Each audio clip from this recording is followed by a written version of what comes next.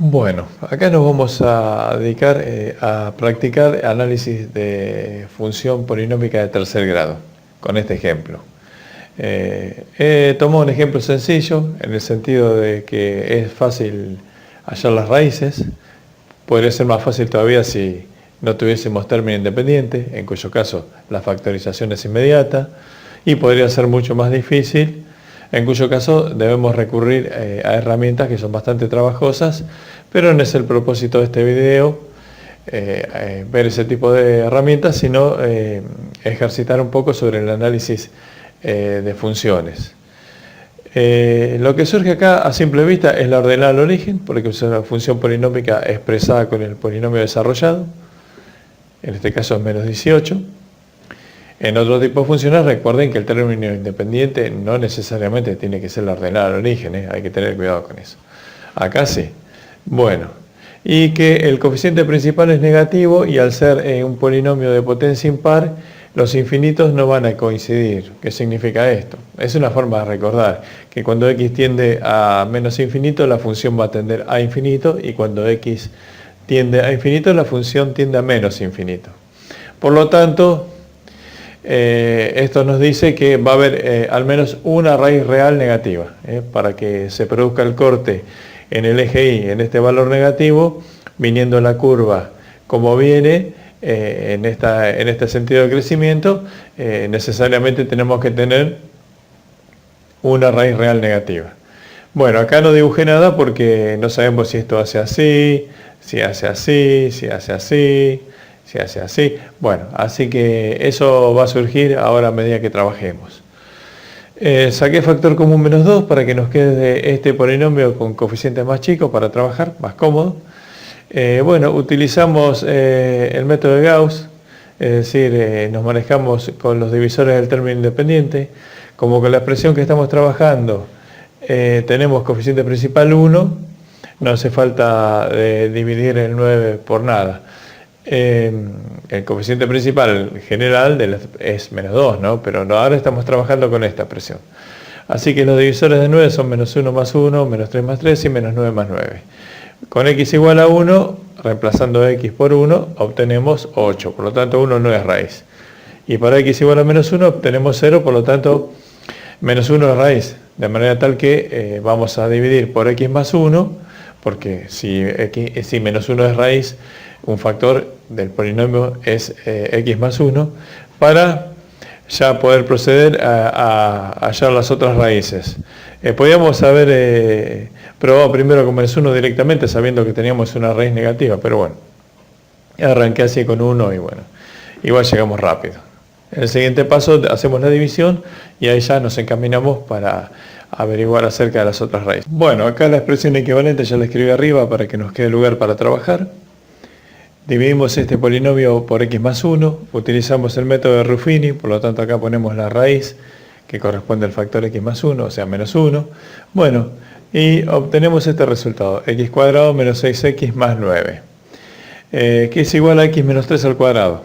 Acá puede reconocerse el cuadrado de un binomio, x al cuadrado, 2 por menos 3 menos 6x, menos 3 al cuadrado, 9. Cuadrado binomio que también suelen decirle trinomio cuadrado perfecto, ¿no? Bueno, y otra forma de ver las raíces a simple vista, como se los comenté en el video de función cuadrática, es teniendo un polinomio homónico, o sea, coeficiente principal 1, y los otros coeficientes números enteros, podemos ver a este término como el producto de las dos raíces, y el opuesto de este coeficiente como la suma de las dos raíces. O sea, la suma de las dos raíces es 6 y el producto de las dos raíces es 3. Por lo tanto, 3 por 3, 9, 3 más 3, 6.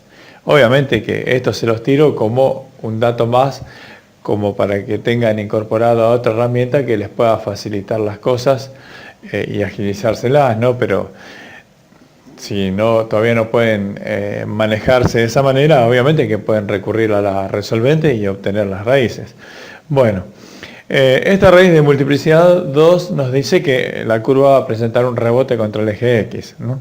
Bueno, acá tenemos la expresión factorizada. f de x es igual a menos 2, x más 1 por x menos 3 al cuadrado. Bueno, con estos datos ya podemos hacer un esbozo de la gráfica de la función, que para los que todavía no manejan derivadas va a ser suficiente como para ya hacer el resumen analítico de la función. Así que vamos a hacer el esbozo, pero también después vamos a emplear las derivadas para obtener los máximos mínimos relativos y el punto de inflexión, para que les sirva también a los que ya manejan esa herramienta y quieren practicar ese tipo de análisis con ese detalle adicional. Bueno, ya tenemos la expresión original y la expresión totalmente factorizada acá. La gráfica aproximada de la función, la raíz menos 1, la raíz 3, que es de multiplicidad 2, por eso la curva rebota contra el eje X ahí, la ordenada del origen, que es menos 18, obviamente que usé distintas escalas en los ejes porque eran números muy diferentes, así que era incómodo usar la misma escala en ambos ejes. Bueno, y acá la información que surge del análisis que hemos hecho. Dominio todos los reales, imagen todos los reales, máximo no hay, mínimo tampoco hay, máximo y mínimos absolutos no hay. Si usan otro tipo de notación, como conjunto vacío, bueno, eso lo ven en cada caso, ¿no? Lo que tenemos es un mínimo relativo y un máximo relativo. El máximo relativo se da para x igual a 3 y vale 0. El mínimo relativo lo vamos a calcular a continuación. Bueno, conjunto de ceros o raíces, menos 1 y 3. Ordenada al origen, que es f de 0, menos 18, como ya dijimos. Conjunto de positividad, de menos infinito a menos 1. Conjunto de negatividad, de menos 1 a 3 y de 3 a infinito. El 3 se saltea porque ahí la función vale 0, ¿no? Porque 3 es una de las raíces. Bueno, ahora vamos a calcular a través de las derivadas para qué valor de x se da este mínimo relativo y cuánto vale ese mínimo relativo y cuál es el punto de inflexión. Y a partir de ahí también, con el mínimo relativo que vamos a obtener acá, vamos a poder determinar los intervalos de crecimiento y de decrecimiento. Bueno, ahora calculamos la derivada. Conviene derivar esta expresión, porque derivamos una suma que es más fácil. Bueno, f' de x es igual a 3 por menos 2 menos 6 x cuadrado, 2 por 10, 20, más 20x menos 6. Bueno, vemos para qué valores de x la derivada vale 0. Ya sabemos que vale 0 para 3, ese es uno de los valores. Falta calcular cuál es el otro valor. Bueno, f' de x es igual a 0, que vale a decir que menos 6x cuadrado más 20x menos 6 es igual a 0. Dividiendo a ambos lados de la igualdad por menos 6, me queda que x cuadrado menos 10 tercios de x más 1 es igual a 0. Como yo sé que una de las raíces es 3, entonces, ¿qué número tengo que multiplicar por 3 para obtener 1? Un tercio. Y después, 1 tercio más 3, que 3 sería 9 tercios, son 10 tercios. Y acá tenemos el resultado a la vista. Así que es evidente que la otra raíz es 1 tercio. Así que tenemos 1 tercio y 3. Para esos dos valores de x, la función vale, la derivada vale 0. Por lo tanto tenemos para x igual a 1 tercio el mínimo relativo. Si reemplazamos x por 1 tercio, tenemos menos 512 sobre 27, que es aproximadamente menos 18,96. Ese es el mínimo relativo, que se da para x igual a 1 tercio. Y el máximo relativo, bueno, ya lo sabíamos, ¿no?